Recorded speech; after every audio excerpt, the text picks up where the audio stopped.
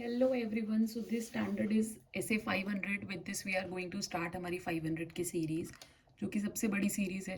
200 and 500 ही सबसे लेंदी series है, जिसमें सबसे ज़्यादा टाइम लगता है. So this is SA 500. छोटा सा स्टैंडर्ड है. ऑडिट एविडेंस बहुत बेसिक स्टैंडर्ड है for CA final students and CA inter students can also refer it. तो ऑडिट एविडेंस दो तरह के होने चाहिए हमारे पास, सफिशिएंट एंड अप्रोप्रिएट. सफिशिएंसी कैसे होगी? क्वांटिटी की. क्वांटिटी में सफिशिएंट होने चाहिए, और अप्रोप्रिएटनेस क्या बताएगी कि क्वालिटी ठीक होनी चाहिए. किन से इफेक्ट होगी हमारी क्वांटिटी? डायरेक्ट रिलेशन है मटेरियलिटी से. अगर मटेरियलिटी ज़्यादा है तो हमको ज़्यादा ऑडिट एविडेंस इकट्ठा करना है. रिस्क ऑफ मटेरियल में स्टेटमेंट ज़्यादा है तो ज़्यादा करना है. और size and characteristics of population ज़्यादा है तो ज़्यादा करना पड़ेगा, एंड वाइस वर्सा. अगर कम है तो कम ऑडिट एविडेंस चाहिए. तो हमारी सफिशियंसी इन तीन चीज़ों से डायरेक्टली जो है इफेक्ट होगी. फिर generalisation about reliability of evidence increases if. अब रिलायबिलिटी ऑफ ऑडिट एविडेंस है, ये हम कैसे मानेंगे? Independent sources outside the entity से अगर हमें कोई ऑडिट एविडेंस मिल रहा है तो वो ज़्यादा रिलायबल होगा, क्योंकि अंदर के लोग देंगे तो वो घपला कर सकते हैं. Then internally effective internal controls है, तो ऑफकोर्स अगर किसी एंटिटी के इंटरनली इफेक्टिव इंटरनल कंट्रोल्स नहीं है, वीक है, तो उसके कंपेरेटिवली जिनके इफेक्टिव है उन पे हम ज़्यादा रिलायबल मान सकते हैं उनको. डायरेक्टली हमको ऑडिटर को डायरेक्टली मिल रहा है तो ज़्यादा रिलायबल है. डॉक्यूमेंट्री फॉर्म में मिल रहा है ओरल से तो ज़्यादा रिलायबल है. और ओरिजिनल डॉक्यूमेंट्स मिल रहे हैं, ना कि फोटोकॉपीड या ड्राफ्ट वर्जन आपको मिल रही है, तो आप ज़्यादा रिलायबल उसको मानोगे. प्रोसीजर्स क्या है आपके ऑब्टेन करने की audit evidence?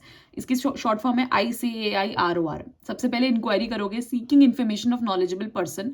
Alone does not provide. ऐसे ही आप नॉलेजेबल पर्सन से जो है इन्फॉर्मेशन कलेक्ट करोगे, लेकिन सिर्फ इंक्वायरी से आप सफिशिएंट इन ऑडिट एविडेंस नहीं मान सकते, क्योंकि इसमें एब्सेंस ऑफ मटेरियल में स्टेटमेंट होगा एजर्शन लेवल पे, और operating effectiveness of control.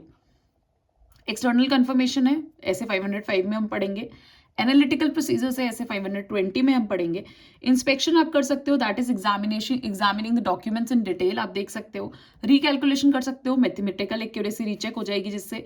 Observation कर सकते हो, जिसमें looking at the process performed. आप खड़े रहो और देखते रहो, ऑब्जर्व करते रहो कि क्या प्रोसेस है, कैसे काम हो रहा है. और आप प्री परफॉर्मेंस कर सकते हो. इंडिपेंडेंट एग्जीक्यूशन ऑफ प्रोसीजर, खुद से आप प्रोसीजर को एग्जीक्यूट कर सकते हो. ठीक है. फिर एक होता है मैनेजमेंट एक्सपर्ट.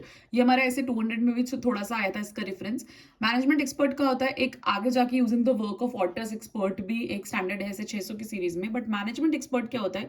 जो other than accounting and auditing के लिए, फॉर एग्जाम्पल एक्चुअरियल वर्क के लिए, तो आप इवेलुएट करोगे CCO, competence, capability and objectivity of the expert, और appropriateness of experts work as audit evidence, कि एक्सपर्ट का वर्क कितना अप्रोप्रिएट है, आप उसको ऑडिट एविडेंस की तरह यूज कर सकते हो या नहीं.